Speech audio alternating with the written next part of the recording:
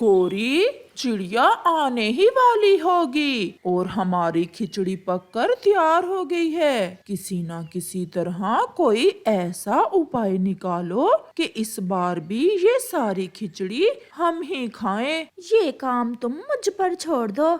मैं चिड़िया को फिर से उल्लू बना दूंगी। तुम बस चुपचाप देखते जाना। शैतान कव्वे बैठे ऐसे बातें कर रहे थे कि चिड़िया भी नमक लेकर आ जाती है। कव्वे भैया, मुझे तो नमक ही नहीं मिल रहा था। बहुत मुश्किल से नमक ढूंढ कर लाई हूँ। अब जल्दी से खिचड़ी में नमक डालो। हम मिलकर जी भरकर खिचड़ी खाएंगे। चिड़िया, अब इतनी भी क्या जल्दी है? खिचड़ी में मिर्ची ज्यादा है, बहुत तीखी होगी खिचड़ी। तुम ऐसा करो, ये बर्तन ले जाओ और नदी से पहले पानी ले आओ। मैं पानी तो ले आती हूँ, परंतु ऐसा ना हो कि मेरे पीछे पीछे से आप दोनों अकेले अकेले ही सारी खिचड़ी खा जाओ। ना चिड़िया बहन, आप चिंता ना करें, बस पानी ले आए, फिर हम मिलकर खिचड़ी खाएंगे। चिड़िया बर्तन लेकर पानी लेने जाती है। मुझे सब जल्दी से करना होगा।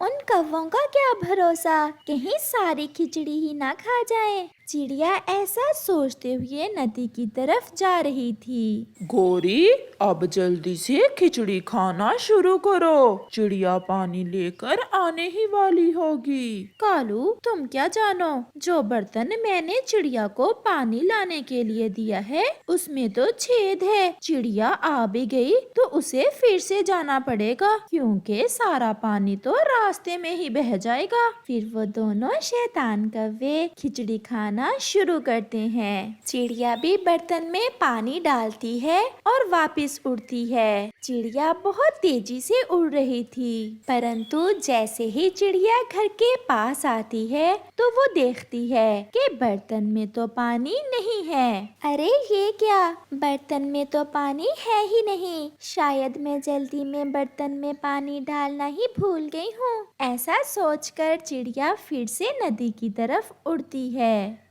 कालू जी, मेरा तो पेट अब फटने वाला है, मुझसे और खिचड़ी नहीं खाई जाती। मैं तो सारी ही खाकर दम लूंगा।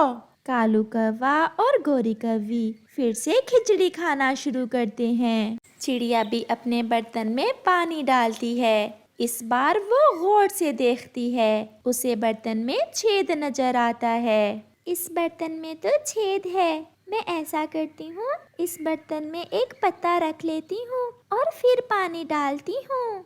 चिड़िया ऐसा ही करती है। बर्तन में एक पत्ता रखने के बाद चिड़िया फिर से बर्तन में पानी डालकर वापस होती है। अब जल्दी से कहीं छुप जाते हैं, चिड़िया आ गई तो लड़ाई शुरू कर देगी। हमने तो सारी ही खिचड़ी खा ली है। कालू जी, वो देखो सामने चिड़िया की चक्की पड़ी है, चलो हम उस चक्की में ही छुप जाते हैं। फिर वो दोनों चक्की में छुपकर बैठ जाते हैं। मेरी खिचड़ी, वो दुष्ट कौवे फिर से मेरी खिचड़ी खा गए।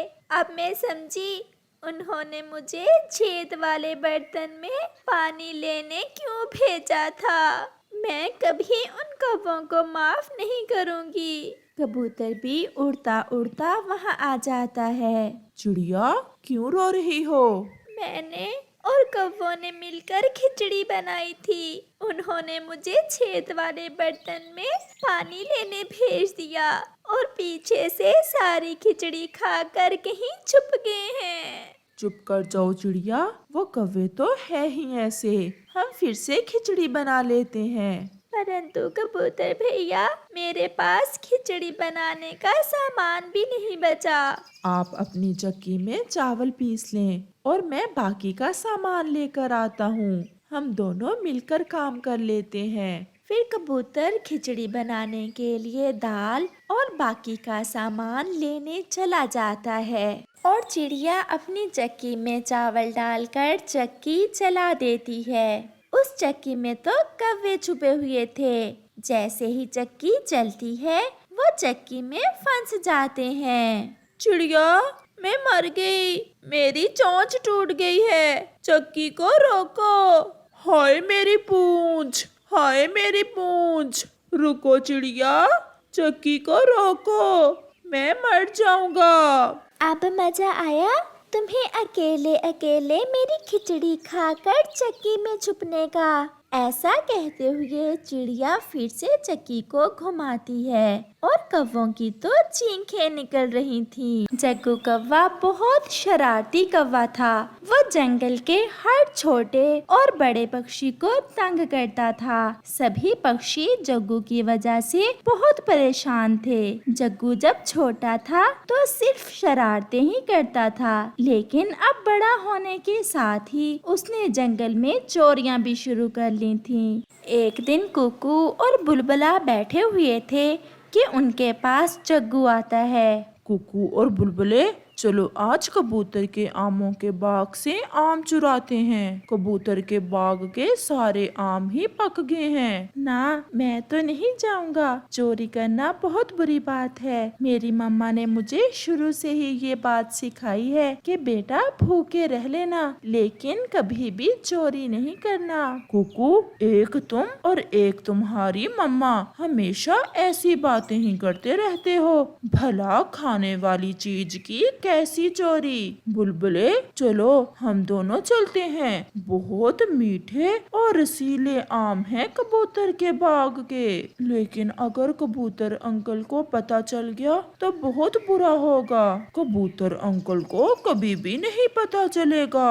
वो इस समय अपने बाग में सो रहा होता है। मैंने कई बार देखा है उन्हें। फिर बुलबुला जग्गू के साथ जाने के लिए तैयार हो जाता है, जबकि कुकू वहाँ से चला जाता है। जग्गू और बुलबुला आमों के बाग में जाकर एक पेड़ के पीछे छुपकर कबूतर को देखते हैं। मैंने कहा था ना कि कबूतर अंकल इस समय सोए हुए होते हैं। सोए तो हुए हैं, लेकिन अगर उठ गए तो क्या होगा? इसका हल भी है मेरे पास। वो क्या? हम ऐसा करते हैं कि कबूतर अंकल के पाँव को एक रस्सी बांध देते हैं, जिससे अगर कबूतर अंकल की आंख खुल भी गई तो वो हमारे पीछे नहीं आ सकेंगे। लेकिन कबूतर अंकल के पाँव को रस्सी बांधेगा कौन? अगर उनकी आंख खुल गई तो इस काम में तो मैं मास्टर हूँ। तुम देखना, मैं ऐसे रस्सी बांधूंगा कि कबूतर अंकल को पता ही नहीं चलेगा। फिर जग्गू चुपके से जाकर कबूतर की टांग को रस्सी के एक सिरे से बांध देता है और दूसरे सिरे को आम के पेड़ के साथ बांध देता है।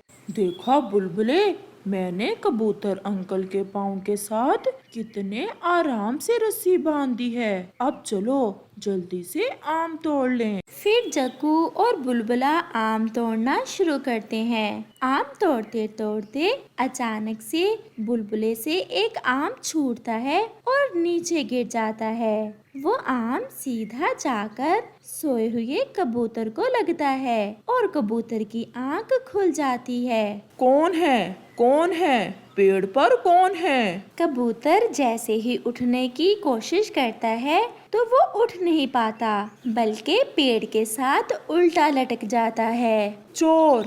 चोर! मेरे बाग में चोर घुस आया है। मोती! मोती! जल्दी आओ। मोती, जो कि कबूतर का कुत्ता था, कबूतर की आवाज सुनकर वहां आ जाता है। जग्गू और बुलबुला तो मोती को देखकर ही वहां से भाग जाते हैं। मोती भी उनके पीछे भागता है। फिर क्या था, जग्गू और बुलबुला आगे आगे और मोती उनके पीछे पीछे। जग्गू और बुलबुला दोनों ही तेज उड़ते उड़ते थक जाते हैं। थोड़ा दूर जाकर घनी झाड़ियाँ होती हैं। बुलबुले, बुलबुले, मैं तो थक गया हूँ। चलो चलो हम इन झाड़ियों में छुप जाते हैं, नहीं तो आज ये मोती हमें छोड़ेगा नहीं। फिर वो दोनों झाड़ियों में छुप जाते हैं। वो इस बात से बेखबर थे कि उन झाड़ियों के ऊपर वाले पेड़ पर मधुमक्खियों का छत्ता था। महारानी, हमारे इलाके में चोर घुस आए हैं, तुम उन पर हमला कर दो, कहीं वो हमारा शहद ना चुरा लें। शुक्र है बच गए। अगर पकड़े जाते तो कबूतर अंकल का कुत्ता हमें कच्चा ही खा जाता। कुत्ते से तो बच गए, लेकिन अब उन मधुमक्खियों से हमें कौन बचाएगा? जरा अपने पीछे तो देखो। जग्गू जैसे ही पीछे देखता है तो मधुमक्खियाँ उन पर हमला कर देती हैं। वो दोनों वहाँ से उड़ते हैं, लेकिन मधुमक्खियाँ भी उनके उड़ते उड़ते उन्हें काट लेती है। बड़ी मुश्किल से जान बचाकर वो वहाँ से निकलते हैं और नदी के पास आकर बैठ जाते हैं। वो बहुत ज्यादा घायल हो चुके थे और उनके चेहरे ऐसे लग रहे थे जैसे कोई फुटबॉल हो। थोड़ी देर में कुकू भी वहाँ नदी से पानी पीने आता है। वो उनकी हालत देखकर सब समझ जाता है। जग्गू और बुलबुले, क्या आम खाए हो? हाँ हाँ, बहुत मीठे और रसीले आम थे। लगता है आप दोनों ने आम कुछ ज्यादा ही खा लिए हैं। मुझे तो तुम दोनों सूजे हुए, मेरा मतलब है मोटे दिख रहे हो। जग्गू, अब मेरा भी मन कर रहा है आम खाने को। तुम तो आम चुराने में मास्टर हो, मेरे साथ चलोगे ना? ना बाबा ना, मैं अब आम नहीं खाया करूँगा। मुझे अब आम पसंद नहीं रहे। ऐसे कहते हुए जग्गू वहाँ से भाग जाता है। कुकू और बुलबुला उसे भागता देख हंसने लग जाते हैं।